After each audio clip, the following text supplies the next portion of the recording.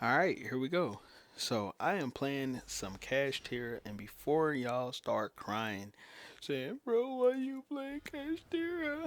My opponent is playing Snake Eyes, bro. This is the best deck in the game, so quit your fucking bitching. Don't want to hear you crying, my boy.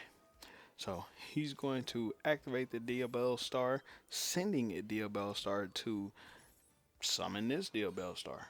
I'm gonna imperm that shit. You feel me? He ends his turn. Let's see what he's gonna do now. So boom. So I go ahead and start off with Fenrir, activate Fenrir to grab tier limits cash tier because I already got the Rise Heart, and he activates the Droll and Lockbird. Now when you activate Droll and Lockbird, bro, you trigger my effects to get this shit out of here. You feel me? Yeet that shit out of here. Then we go ahead and activate Rise Heart, and then I'm going to activate Triple Tactics Talent before I activate this Rise Heart to see what he got in his hand. And did y'all see that? Bro, he's got the Sinful Spoils and another Diabell Star. This motherfucker do not have the Heart of the Cards on his side. This motherfucker drew three of them bitches. Imagine opening a hand with three of the Diabell Stars, my boy. And then that original Sinful Spoils. Now, if you don't know what this card does, look, target one face-up monster on the field, placing in the owner's spell and trap zone as a continuous spell. You ain't putting my shit in the fucking spell and trap zone, my boy. Get that shit out of here. Yeet. Boom. Activate that Rise Heart right there. Now, there's a reason why I left the Diabell Star in his hand.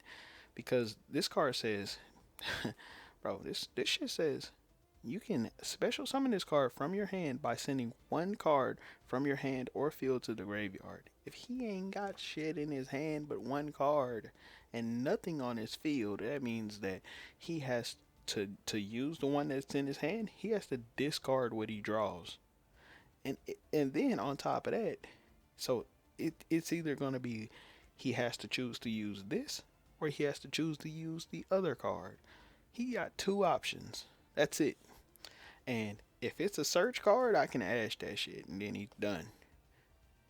Just that easy. Boom. I go ahead and attack with Fenrir. Boom. Go ahead and attack with Rise Heart. Boom. Go into Shangri-Ara. And let's see what he drew. Let's see what he drew. So I max C right away. Boom.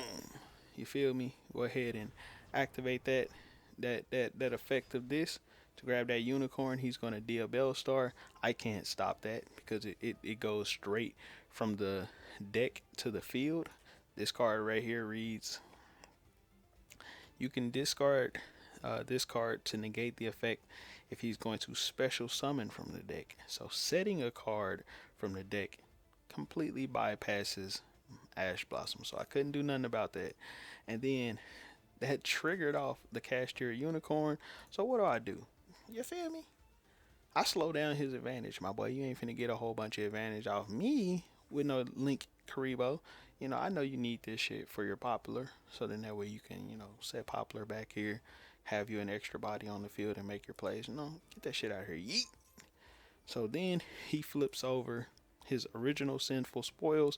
This card reads, send one other card you control to the graveyard to special summon one level 1 fire monster from your hand or deck. Now, here's the even funnier part. That level 1 fire, if he sends Ash, then he can try to make the Ash popular play, but his Link Karibo is gone, my boy. So, how you gonna make them plays optimally like that? Now, there is a chance. I'm not gonna lie to you. There is a chance to climb up and get to that play. You feel me? But it's going to be real hard without that Link Karibo. Then, on top of that, if he does go Jet Sync Run and then Synchro Summon, his Link Karibo is banned, so he won't be able to get the effect anyways. So he can't even do that. So I go ahead and Ash Blossom this shit. And he's got nothing, bro. He's got to quit. Now, if he was smart, he would read this card's graveyard effect right here, right? You can banish this card from the graveyard, Then target one Snake Eyes or Diabell Star monster in your graveyard, which he has three. Well, two of them in his grave. He's got two of them in his grave right now. Right? So, target one Diabell Star monster in your graveyard. Add one level 1 fire monster from your deck to your hand. Then place the target monster on the bottom of the deck.